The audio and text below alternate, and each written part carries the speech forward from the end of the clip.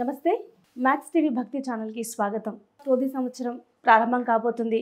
చాలామందికి తమ తమ రాసులు ఏ విధంగా ఉన్నాయి, అలాగే భవిష్యత్తు ఏ విధంగా ఉండబోతుందని చాలామందికి తెలుసుకోవాలని ఉంటుంది. మరి ఈ 12 రాసుల వారి స్థితిగతులు ఏ విధంగా ఉందో మనకి తెలియజేయడానికి లలిత ఉపాసకులు జ్యోతిష పండితులు నానాజీ పట్నాయక్ గారు స్టూడియోలో ఉన్నారు. మరి వారిని అడిగి ఈ 12 రాసుల వారికి సంబంధించి ఆదాయ వ్యయం అలాగే అవమానం రాజ్యపూజం ఏ విధంగా ఉందో మరి వారిని అడిగి తెలుసుకుందాం. నమస్కారం గురూజీ. శ్రీమాత్రే నమః. గురుగారు, ఈ క్రోధినామ సంవత్సరంలో కన్యా రాశి వారి యొక్క ఆదాయ వ్యయం అలాగే అవమానం రాజపూజం కాందార ఫలితం ఏ విధంగా ఉండబోతుంది? ఈ కాందాయ ఫలాలు ఇవి చూసుకున్నట్లయితే మనం పంచాంగం చూడగానే అది చూసుకుంటాం. ఓకే. అయితే ఇక్కడ కన్యారాశి వారికి ఎలా ఉంది, అందులో ఉండే నక్షత్రాలు ఏమిటి అని చెప్పి చూసుకున్నట్లయితే కన్యారాశి వారికి 5-5-5-2 5-5-5-2 అంటే ఆదాయము వ్యయము ఈక్వల్గా ఉంది. ఒక 5 లక్షలు వస్తే 5 లక్షలు ఖర్చు, 5 కోట్లు వచ్చినా 5 లక్షలు, 5 కోట్లు 500 కోట్లు వచ్చి 500 కోట్లు ఖర్చు చూపిస్తుంది. మరి ఇక్కడ ఆదాయం పెంచుకోవాలిగా, సేవింగ్ కావాలనుకుంటాం కాబట్టి వీళ్ళకి ఆదాయము పెరిగే మార్గం ఏమిటి అంటే వీరికి గురువు 2వ స్థానాన్ని చూస్తున్న గురువు భాగ్యంలోకి వెళ్ళిపోతున్నాడు. భాగ్యస్థానం కూడా ధనయోగమే, కాకపోతే గురువు దృష్టి మంచిది ఉండడం కంటే కూడా. మరి పెరగాలి అంటే చేయవలసింది ఏమిటి అంటే ముఖ్యంగా ఈ కన్యారాశి వారికి రాశిలో కేతు సంచారం జరుగుతున్నందుకు సహజంగానే కన్యారాశి వారు అంటే ఏంటంటే కన్యా లగ్నవారు రాశి మేనేజ్మెంట్ స్కిల్స్ ఎక్కువగా ఉంటాయి వీరికి. ఎటువంటి విషయాన్నైనా చక్కగా మేనేజ్ చేయగలుగుతారు వీళ్ళు. ఎప్పుడైతే కేతు రాశిలో ఉన్నాడో ఇది ఇచ్చే ఫలితం ఏమిటి అంటే కొంచెం తెలియకుండానే ఒక వైరాగ్యాన్ని ఇస్తాడు.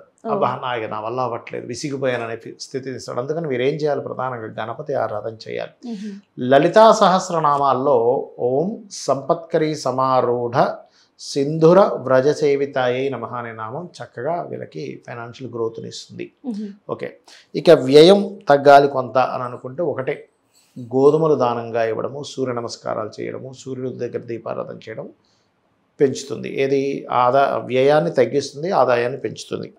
ఇక రాజ్యపూజ్యం అవమానం అయితే కన్యారాశి వరకు 5-2 ఉంది కాబట్టి ప్రాబ్లం లేదు. 5 అంటే రాజ్యపూజ్యం మెచ్చుకునే వారి సంఖ్య 5 ఉంది, అవమానించే వారి సంఖ్య 2 ఉంది.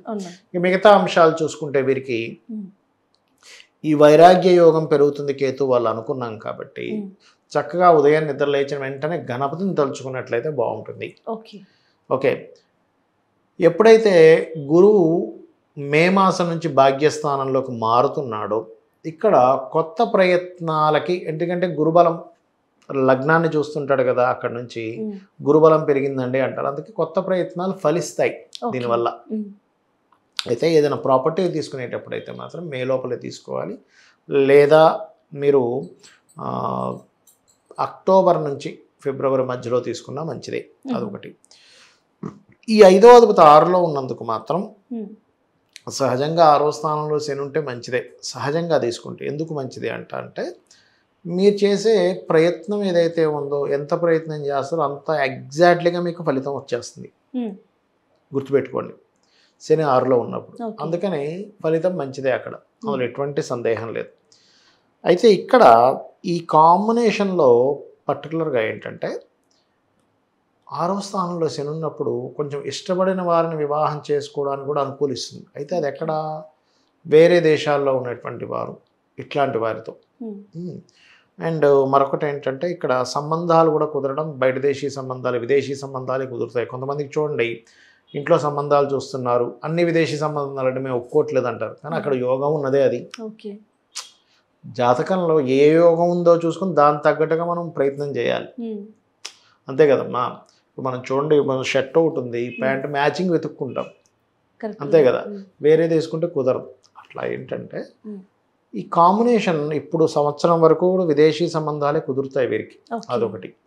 అండ్ అట్లాగే ఇంకోటి ఏంటంటే ఇక్కడ గుర్తుపెట్టుకోండి, ఈ దశమ స్థానం అంటే వృత్తి సంబంధించినటువంటి విషయంలో అనుకూలత ఉంది, అంటే కొత్త ఉద్యోగ అవకాశాలు వస్తాయి.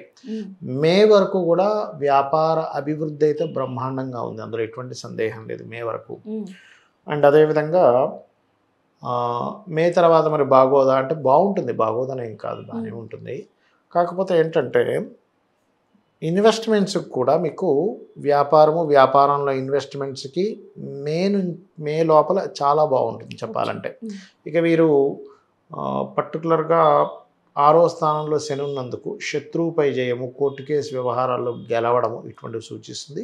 కాకపోతే 9లో గురువు ఉన్నప్పుడు ఏంటంటే కొత్త కోర్టు కేసు వ్యవహారాలు వస్తుంటాయి, దానికి కొంచెం దూరంగా ఉంటే మంచిది. ఇక వీరు చేయవలసినటువంటి దేవత ఆరాధన ఏమిటి? వెంకటేశ్వర స్వామి ఆరాధన చేస్తే మంచిది ముఖ్యంగా.